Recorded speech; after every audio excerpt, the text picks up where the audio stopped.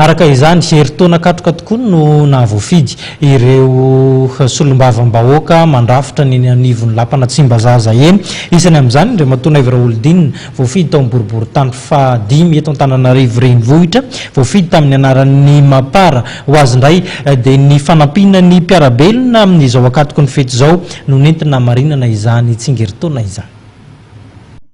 Fokontany efatra dia Alarobia Amboniloha, Ambodivoanjo, Androhibe ary Analametsykariera amin'ireo fokontany fito amby roapolo ato anatin'ny boriboritany fahadimy no voakasiky ny asa sosialy tanterahany solombavam-bahoaka amin'ny boriboritany fahadimy Ivra Olodinina voafidy tamin'ny Mapara no sady filohan'ny fahafisainky ny asabotsy teo.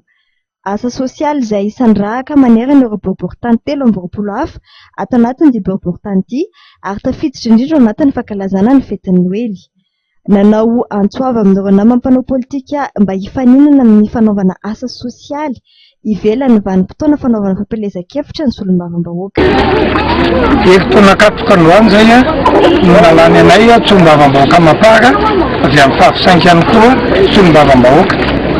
Izay dia tsy miala amin'ny lalana iny na lala sarotra ary raha malala fa mbola sahirana amin'ny vahoaka. Ka eo anatrehan'izay zay tsy hanao an'ilay solombavam-bahoaka ilay mirotsaka hoe efa tonga ny fifidianana dia zaraina vakiran'olona ny olona dia rehefa lany ianao na tsy lany ianao dia tsy hita maty tsy hita velona intsony. Ny tena mafisana fotsiny tsy antso ataonay dia ny hoe oka izay ny resaka politika aloha fa aloha indray mba fifananana manao sondray no ataontsika fara manao fifananana raha reny mirotsaka solombavam-bahoaka raiky amin'ny telopolo reny manao ohatran'izao daholo ninao fa tsy sahirana amin'ny vahoaka.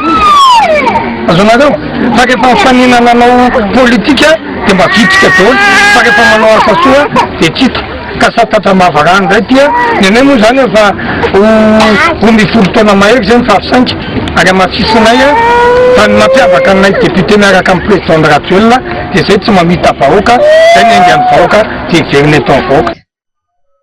Ireo olona avy amin'ny fianakaviana sahirana avy amin'ireo fokontany voalaza etsy ambony moa no nahazo tombotsoa tamin'ity asa sosialy ity ary no nahitana vary, menaka, vatomamy ary biscuit no natolotra ny tsirairay isa-tokantrano.